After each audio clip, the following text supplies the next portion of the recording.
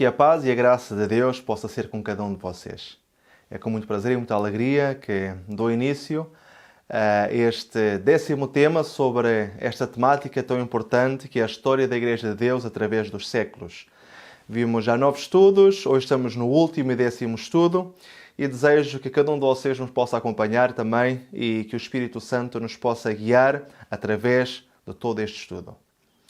No estudo anterior nós constatamos a realidade adventista durante a Primeira Guerra Mundial, como é que se comportaram, qual foi a sua postura e a maneira drástica, triste e infeliz de como eles abandonaram os 10 mandamentos da lei de Deus, aceitando ir à guerra, infringindo o 4º mandamento e o 6º mandamento. Hoje vamos fazer uma conclusão de tudo o que vimos, mas antes de fazermos essa conclusão, vamos ver também qual foi a postura da Igreja Adventista na Segunda Guerra Mundial. Será que mudaram de postura ou será que não?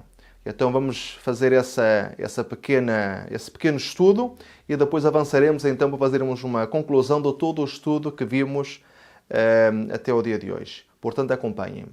Vamos ver então sobre a Segunda Guerra Mundial.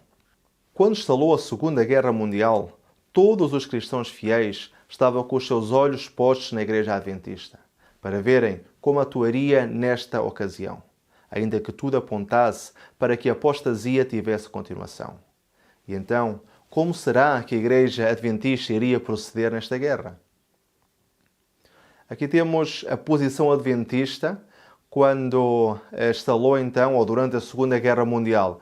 Aqui temos o presidente da Associação Geral dos Adventistas do Sétimo Dia, que é McClellan, e ele então escreveu o seguinte ao presidente dos Estados Unidos, Roosevelt, no dia 7 de janeiro de 1942. Aproveitamos esta ocasião para assegurar-lhe que pode confiar na obediência e fidelidade dos membros da nossa Igreja em todo o país. Os nossos homens cumprirão com alegria o serviço militar. Estão dispostos a enfrentarem-se com os mesmos perigos aos quais estão expostos os seus camaradas. Conforme a uma resolução oficial, aconselhamos o nosso povo a apresentar-se voluntariamente para o serviço da defesa civil. Então aqui, é claro, nós vemos que a postura da Igreja Adventista na Segunda Guerra Mundial foi ir à guerra. Mas foram mais longe que isso, porque a própria Conferência Geral, a própria Associação Geral dos Adventistas do Sétimo Dia, aconselhava os seus próprios membros para irem então à guerra, para cumprir com o serviço militar, portando armas, infringindo o sábado e infringindo também o mandamento do não matarás. É incrível como uma apostasia vai dando lugar a outra e como a apostasia começa cada vez a tornar-se mais grave e os olhos vão cerrando-se para não ter o discernimento espiritual que deveriam ter perante a lei divina. Mas vemos que, infelizmente, nesta Segunda Guerra Mundial, a Igreja Adventista também aceitou ir à guerra. Além do mais, isso é algo que se verificou ao longo da história. Há vários documentos onde vemos que a Igreja Adventista tem participado em várias guerras ao longo da história. Portanto, continua a infringir os mandamentos de Deus. Sujeitamo-nos não apenas voluntariamente, mas de boa vontade a cada serviço que nos for exigido. Aquele que perde assim a sua vida, bem se pode glorificar com as palavras: ninguém tem maior amor do que este, de dar a alguém a sua vida pelos seus amigos. Recordemos os nossos combatentes, e em particular de nossos irmãos, que arriscaram a sua vida pela pátria e por aqueles que ficaram nos seus lares. Também queremos orar pelo Führer, pelo Hitler e seus colaboradores. Interessante, porque estão contentes, não é? Estão a orar por aqueles que ficaram em casa, por aqueles que foram à guerra e também estão extremamente satisfeitos por terem um grande general como foi Hitler. Então esta era a satisfação dos adventistas na Alemanha, era realmente terem esta alegria de ter o Hitler como governador daquela nação. Na Roménia, por exemplo, o presidente da União e os das associações locais, os secretários, tesoureiros e os homens dos departamentos, os pastores e os colportores, os dirigentes das instituições e os empregados das mesmas, assim como os oficiais das igrejas, tiveram que deixar os seus postos uma e outra vez para responder ao chamado do país. Muitos deles têm estado constantemente no exército desde o começo da guerra. Aqui vemos, além do mais, como não eram unicamente os membros, mas agora vemos pastores, inclusivamente, a participarem em atos violentos, em atos sangrentos, a participar na guerra. Vejamos agora um pouco sobre o apoio adventista ao nazismo. Muitos adventistas de todas as idades ingressavam em organizações nazistas, como a Juventude Hitleriana, DBM, Partido Trabalhador e Cruz Vermelha Alemã. A finalidade destes clubes era doutrinar as pessoas com o pensamento nazi. E ainda que os adventistas soubessem que uma percentagem significativa dos participantes do Partido Trabalhador eram membros da SA, SS ou Stahlhelm, que eram grupos fanáticos que doutrinavam e militarizavam os jovens, aprovavam a sua participação nestes grupos. Johannes Landhoff apoiava fortemente o Partido Trabalhador. E escrevendo sobre isso, disse: esperemos que cada membro obedeça ao mandato divino, orar e trabalhar. Seria absolutamente contrário à nossa compreensão se recusássemos participar do Partido Trabalhador. Outro proeminente escritor adventista e escritor de várias publicações religiosas adventistas, Karl Sins, considerava Hitler como designado por Deus. A imutável fé de Adolf Hitler permitiu-lhe fazer grandes coisas, com humildade cristã, e em momentos importantes, quando podia festejar com o seu povo, deu honra a Deus no céu e reconheceu a sua dependência das bênçãos do céu. Esta humildade fez dele um grande, e esta grandeza era a fonte da sua bênção, a qual sempre deu ao seu povo. Poucos governadores brilham tanto ao sol de uma vida abençoada e são tão louvados pelo seu próprio povo como Fuller. Aqui vemos que isto foi escrito por um periódico adventista, Morning Watch, e vemos a satisfação de terem Hitler como seu governador. É incrível. Eu penso que todas as pessoas que assistem a este vídeo conhecem um pouco da história de Hitler, da Alemanha nazi. Todos já vimos as mortes que aconteceram, esse holocausto. Todos vimos as tragédias, a fome que esse período trouxe para o mundo. Como é possível uma igreja ser a igreja de Deus apoiando este homem, um servo de Satanás? Realmente faz-nos pensar e considerar esta situação.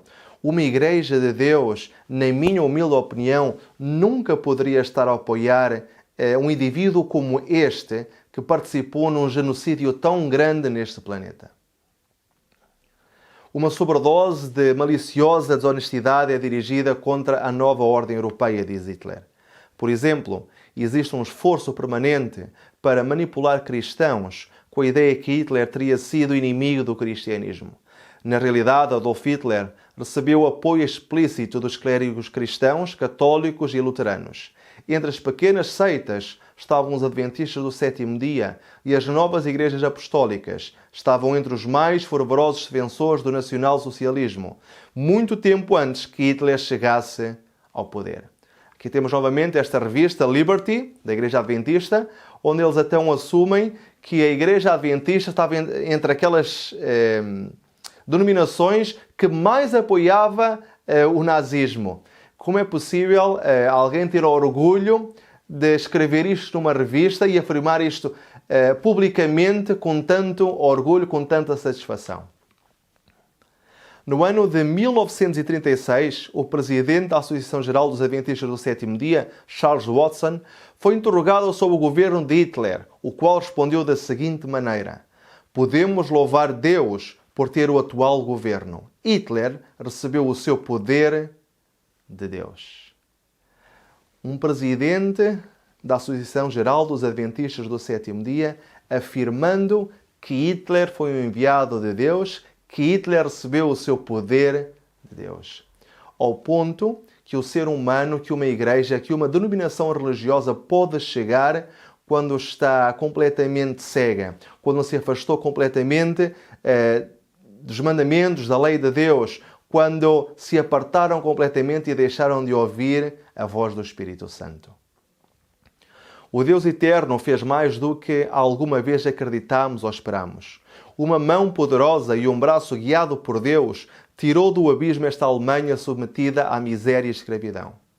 O nosso decidido Führer, Adolf Hitler, foi o libertador da Áustria pela eleição e cuidado de Deus. Ninguém, a não ser ele, devia e poderia realizar esta obra. O cristão consciente da sua obrigação nacional deve cumprir com os seus deveres cívicos e dar no dia da eleição o seu voto a favor da Alemanha e do seu Führer. A nossa nacionalidade é um presente de Deus e a organização política deste povo uma ordenança divina. Aqui este também é um diário da Igreja Adventista. É interessante como eles então apoiam esta união entre religião e Estado, um pouco como nós vimos num estudo anterior, que o corno pequeno, não é, que era essa união, e de como quando a política entrou dentro do cristianismo, começou-se então a haver uma onda de apostasia e a verdade começou então agora a ser alterada para uma mentira.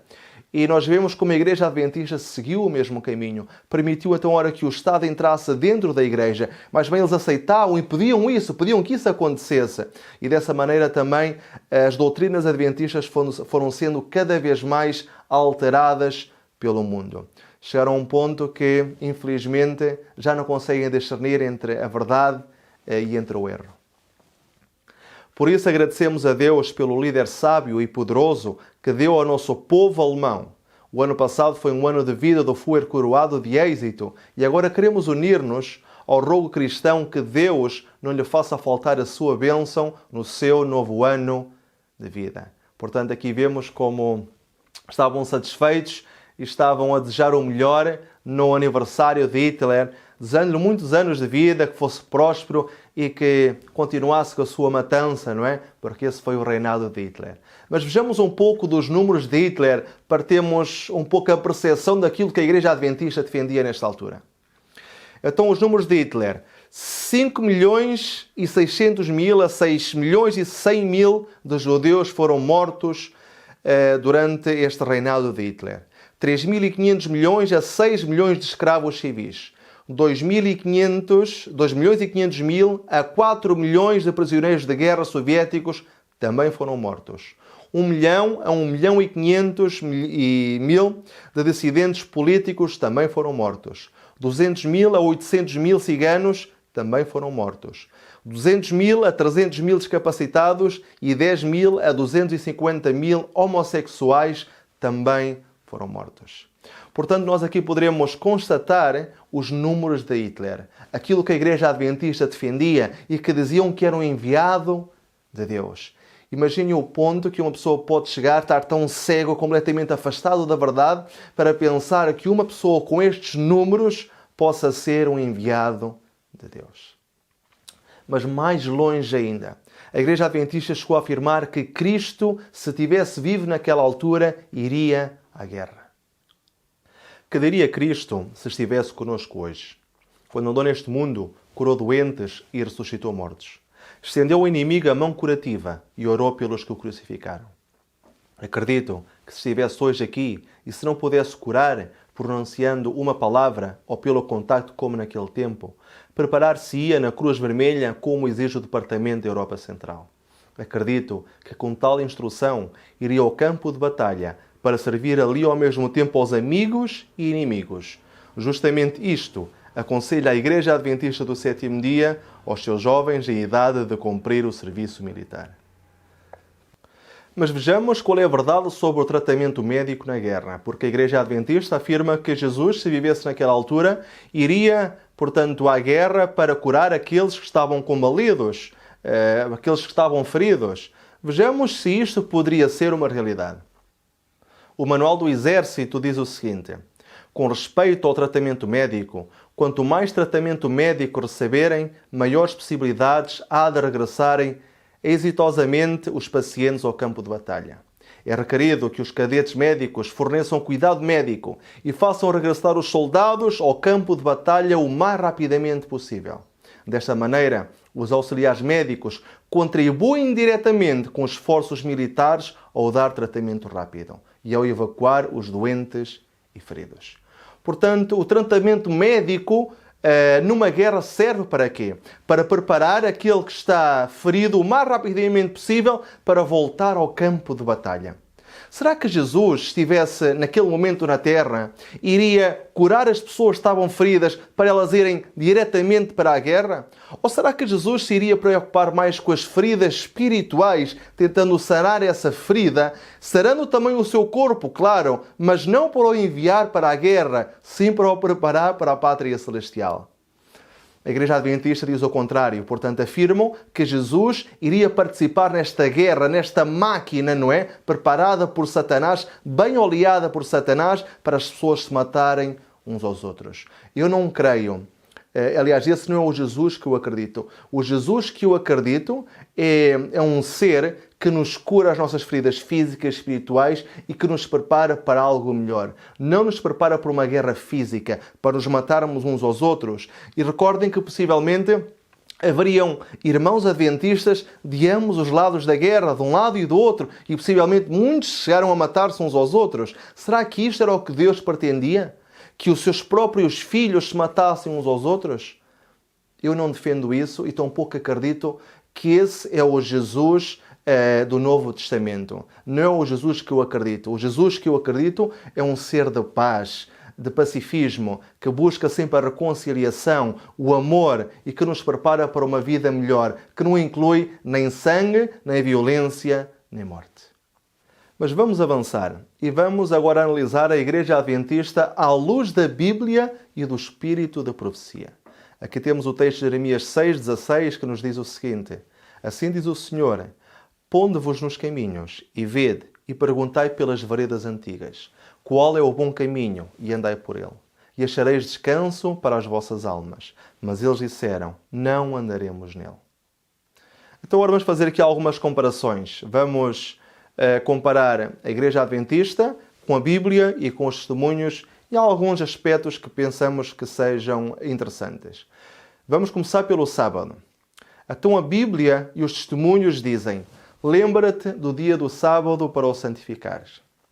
Se desviares do sábado o teu pé e deixares de prosseguir nas tuas empresas no meu santo dia, se ao sábado chamares deleitoso, ao santo dia do Senhor, digno de honra, e se o honrares, não seguindo os teus caminhos, nem te ocupando nas tuas empresas, nem falando palavras vãs, então te deleitarás no Senhor. E eu te farei cavalgar sobre as alturas da terra, e te sustentarei com a herança do teu pai Jacó, porque a boca do Senhor o disse. E agora vejamos o que defende a Igreja Adventista. Assim demonstramos com tudo o que foi dito até aqui que a Bíblia ensina, primeiro, que a participação na guerra não é transgressão do sexto mandamento. Segundo, que cumprir o serviço militar durante o dia do sábado não é transgressão do quarto mandamento. Parece-nos que comparando estas afirmações adventistas, que aliás isto foi proferido pelo presidente da Igreja Adventista, Arthur Daniels, comparando estas palavras com a Bíblia, parece que elas fogem um pouco do contexto bíblico. Vejamos outro ponto, a alimentação. Bíblia e testemunhos dizem o seguinte, muitos que são agora só meio convertidos quanto à questão de comer carne, sairão do povo de Deus, para não mais andar com ele.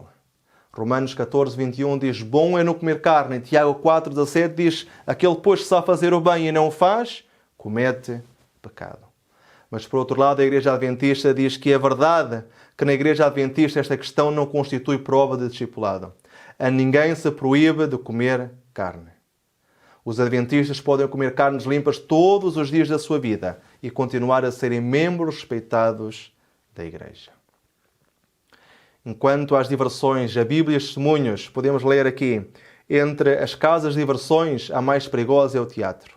Em lugar de ser uma escola de moralidade e virtude, como costuma ser chamada, é ele justamente o viveiro da imoralidade. O único caminho seguro é evitar o teatro, o circo e todos os outros lugares de diversões duvidosas. A Igreja Adventista, por outro lado, afirma, não é verdade, porventura, que nos nossos colégios, institutos, igrejas e serviços evangélicos temos apresentado muitos destes filmes que Hollywood distribui? Uma película projetada perante santos torna-se santa. Acreditamos nisso fielmente. Não separamos ninguém da Igreja que assista ao teatro.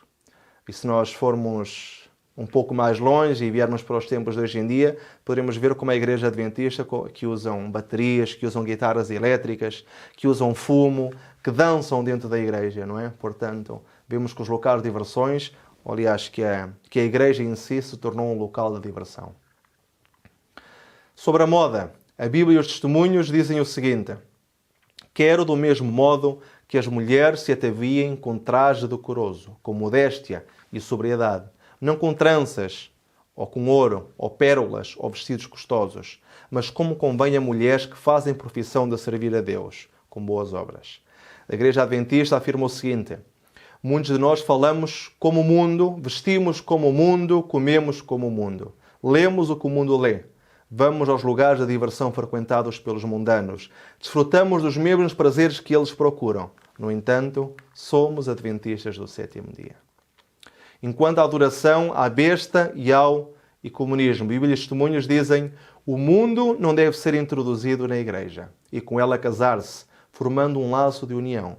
Por esse meio, tornar-se-á a igreja verdadeiramente corrupta e, como foi declarado em Apocalipse, coito de toda ave imunda e aborrecível.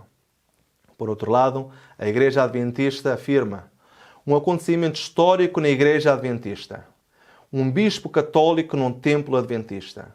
Pela primeira vez na história argentina, um dignatário da Igreja Católica Apostólica Romana se fez presente no templo de outra confissão religiosa para pronunciar um discurso aos fiéis. E uma oração final em comum selou simbolicamente o propósito papal de concretizar a união das igrejas cristãs. É um fato realmente incrível, porque é pela primeira vez que isto aconteceu que um dignatário da Igreja Católica se fez presente numa confissão religiosa, não foi noutra igreja a não ser na Igreja Adventista.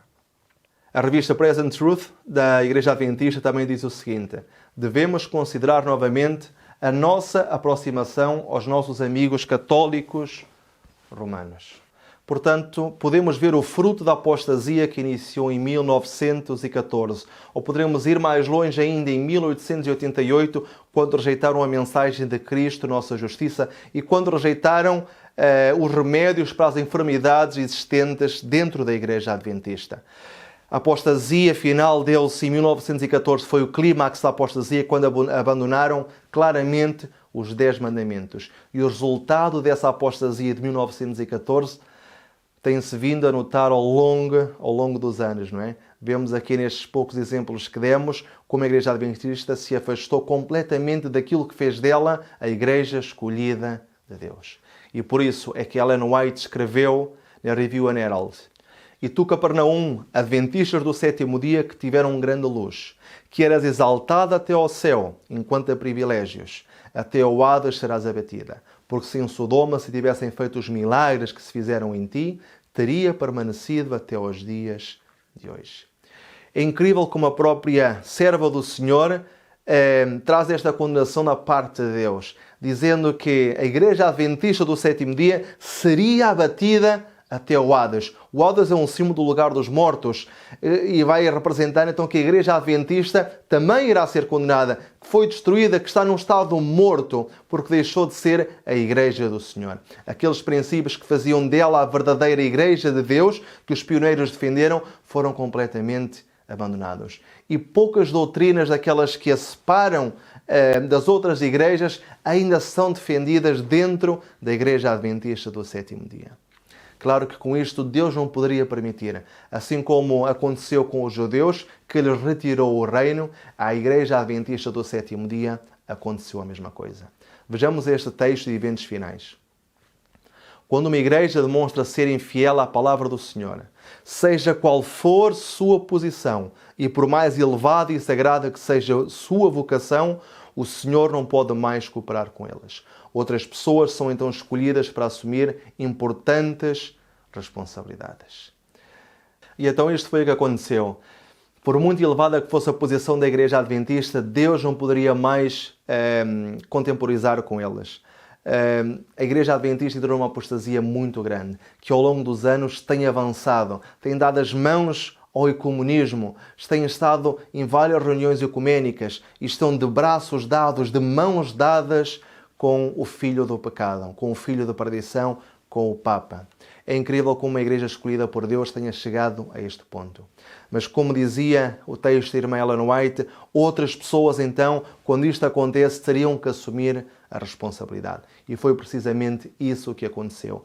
Houveram outras pessoas que não permitiram que essa apostasia entrasse dentro do seu coração e continuaram a defender a verdadeira lei de Deus e continuam a ser um povo separado, um povo peculiar neste mundo.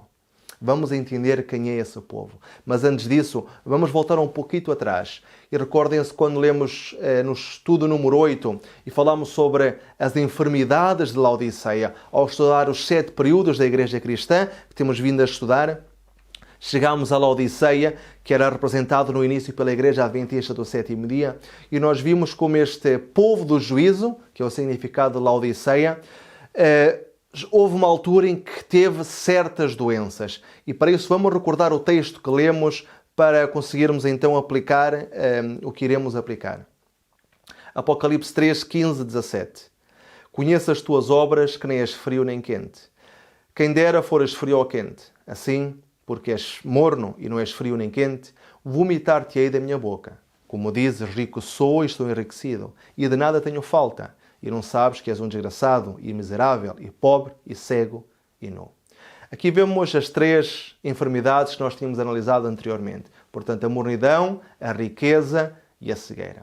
Haviam estas 3 enfermidades e que Deus se preocupou em dar uma solução ou remédios para estas enfermidades. Em Apocalipse 3,18 nós podemos ler: aconselho-te que de mim compres ouro provado no fogo, para que te enriqueças, e roupas brancas, para que te vistas, e não apareça a vergonha da tua nudez, e que unjas os teus olhos com colírio, para que vejas.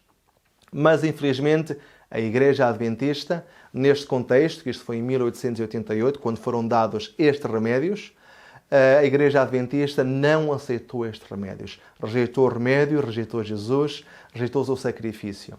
E dessa maneira a sua apostasia, o clímax da sua apostasia, daquilo que tinha acontecido em 1888, deu-se em 1914, quando aceitaram ir à guerra infringindo a lei de Deus, infringindo o sábado, aquilo que faz realmente diferente, ou que os fazia diferentes do resto do mundo, adventistas do sétimo dia. E o sétimo dia agora foi retirado do seu nome porque eles deixaram de guardar o sétimo dia.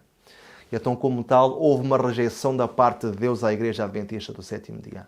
Apocalipse 3,16 diz: assim porque és morno e não és frio nem quente, vomitar-te-ei da minha boca. A Igreja Adventista foi vomitada da boca do Senhor. Aqueles que não aceitaram foram completamente vomitados da boca do Senhor. Essa organização adventista do sétimo dia tinha sido escolhida por Deus num período profético da história para serem os defensores da sua verdade, para levantar bem alto os estandartes dos 10 mandamentos, acabaram por transgredir aquilo que os fazia diferentes do resto do mundo. E então terminaram por ser vomitados, rejeitados da boca do Senhor. Mas ainda assim houve um remanescente dentro de Laodiceia. Apocalipse 3,20 diz: eis que estou à porta e bato. Se alguém ouvir a minha voz e abrir a porta, entrarei em sua casa, e com ele cearei e ele comigo. Estou à porta e bato. Portanto, cada pessoa naquela altura, quando se deu a Primeira Guerra Mundial, teria que decidir. Era uma decisão pessoal. Se alguém, portanto, os poucos de Laodiceia, aqueles que aceitaram este chamado de Jesus e que abriram a porta para entrar, ouvir a minha voz, a fidelidade aos mandamentos, aquele remanescente de Laodiceia que ainda continuou a seguir os mandamentos de Deus, a obedecer a Deus quando se deu a guerra.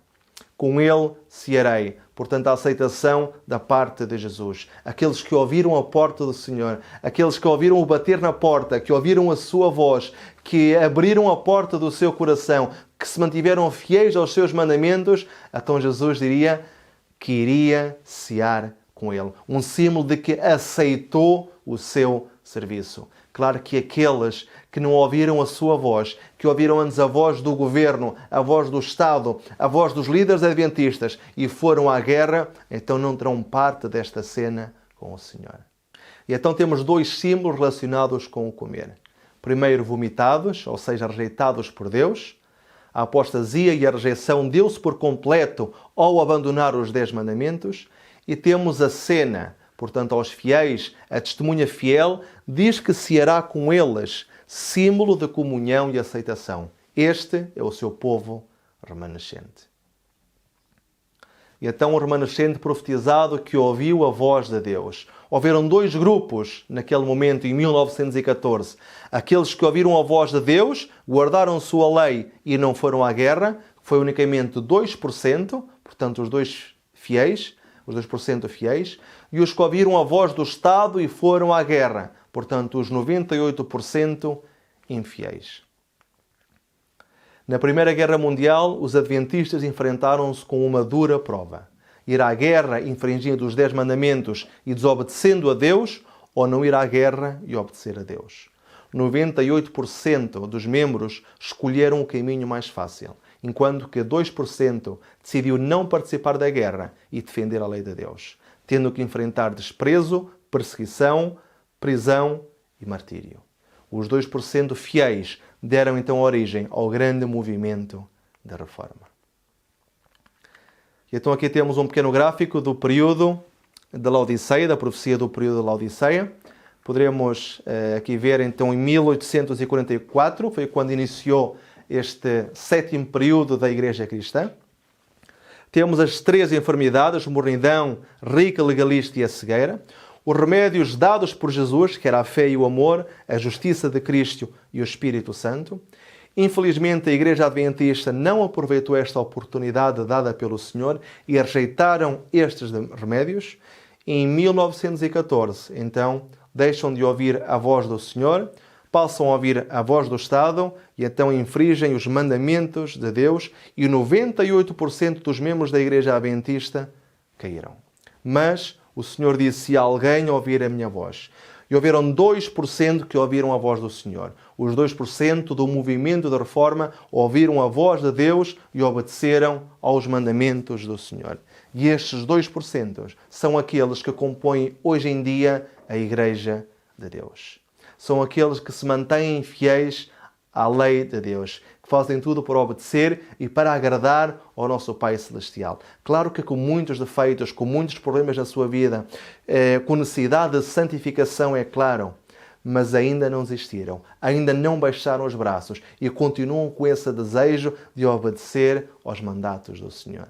Que este grande movimento de reforma possa ser abençoado por nosso Pai Celestial, que se mantenha firme até ao fim e que as pessoas possam ver que ainda continua a haver um povo fiel a Deus.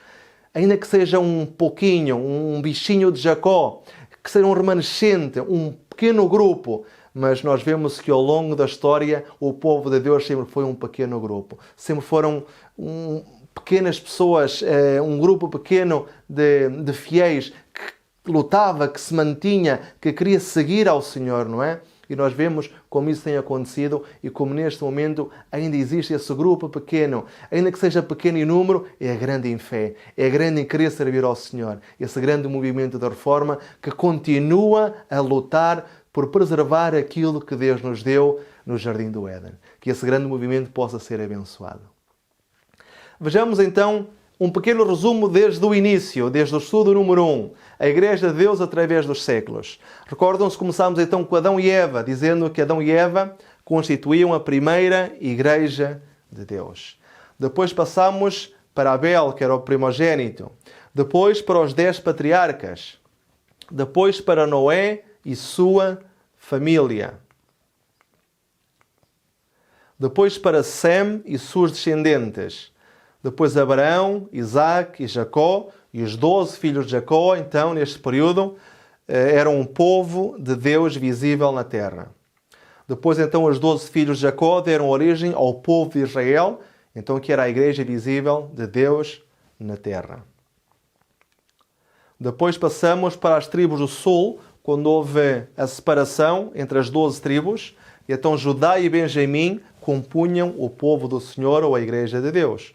De Judá veio o nome judeus, e os judeus depois passaram a ser o povo de Deus. Depois então os judeus fiéis, aqueles que estavam cativos em Babilónia, porque a maior parte deles apostatou. Avançando no tempo, chegamos a Ester, Mardoqueu, Esdras, Neemias e todos aqueles fiéis que reconstruíram Jerusalém. Depois chegamos ao tempo também dos Macabeus, como eles se revoltaram contra a ideia grega de helenizar o mundo e dessa adoração, ou falsa adoração, a ídolos. E então chegamos ao tempo depois de Jesus e os 12 apóstolos. A partir deste período, chegamos então às 7 igrejas, aos 7 períodos da igreja cristã. E vimos que no ano 31 tivemos o período de Éfeso, com os primeiros cristãos. No ano 100, o período de Esmirna, que era o período dos mártires. No ano 313, inicia-se o período de Pérgamo, e que neste período, então, vemos que já houve apostasia e houveram uns pequenos fiéis que se separaram. E aqui vemos como o grupo agora começa a ser sempre pequeno, e há sempre um pequeno grupo, sempre um pequeno remanescente que se mantém fiel. Depois chegamos ao período de Tiatira, que iniciou no ano 538, onde houveram os valdenses e os hussitas, mas os líderes valdenses, os líderes hussitas apostataram, levaram a maior parte dos seus membros, não é? Mas houveram um pequeno grupo, uns fiéis que se separaram, como dizia o texto bíblico, aos restantes. Isto é interessante como nós analisamos isto e podemos constatar isto ao longo da época. Em todos os períodos, então existia sempre um remanescente. Chegamos ao período de Sardes, com início em 1517, então foi o período dos protestantes, mas os protestantes também deixaram de protestar e então eles apostataram e então ficaram umas poucas pessoas. Aliás, aqui temos representados os metodistas. Então houve outra vez um pequeno remanescente que se mantinha fiel. Em 1798 chegamos ao período de Filadélfia. Então aqui temos o movimento milerita. Infelizmente o movimento milerita também caiu, mas aqui também havia uma promessa e houve também um pequeno remanescente, um pequeno grupo. A promessa era, ou aliás, Jesus disse, a quem vencer daquele período de Filadélfia. Portanto, a quem vencer existiria também aquele pequeno grupo de vencedores que depois deu origem então à Igreja Adventista do Sétimo Dia. Então agora chegamos ao último período da Igreja Cristã, Laodiceia, que iniciou no ano 1844 e que então, no seu início, a Igreja Adventista do Sétimo Dia estava a representar este período ou os cristãos deste período. Mas como vimos anteriormente, teve então estas doenças, a mornidão, riga e legalista e a cegueira, e os remédios dados por Jesus, fé e amor, justiça de Cristo e o Espírito Santo, os quais não foram aceitos. Como não foram aceitos estes remédios, chegou a 1914 e sem o discernimento espiritual necessário, acabaram por abandonar a lei do Senhor. E 98% do povo adventista caiu em apostasia. Mas houveram 2% dentro do povo adventista que se manteve fiel à lei do Senhor. E então, como nos períodos anteriores que nós vimos que existia sempre um remanescente, neste período aconteceu exatamente. Seguindo a mesma linha de pensamento, seguindo o mesmo propósito, então o Senhor também permitiu que existisse um remanescente neste período. E o remanescente, esses 2%, deu origem ao movimento da Reforma. O grande movimento da Reforma que se mantém fiel à palavra do Senhor, que continuam a batalhar com Satanás, que continuam a batalhar contra a mentira e que lutam para que a bandeira da verdade seja erguida neste mundo, defendendo os princípios que o Senhor tem gravado no nosso coração, que são os princípios que também regem o céu e que existirão para sempre. Que o Senhor possa abençoar cada um de nós, que o Senhor nos possa dar discernimento, que o Senhor nos possa dar do Espírito Santo para conseguirmos entender as verdades que o Senhor nos tem trazido ao longo desta temática de estudos. Que o Senhor possa abençoar grandemente as nossas vidas para conseguirmos diferenciar a verdade da mentira e que possamos estar entre aqueles 2%, entre aquele povo que faz e que guarda e que mantém essa chama viva de agradar ao Senhor através da guarda dos mandamentos, porque Jesus veio a este mundo para cumprir também os mandamentos e não para os abolir.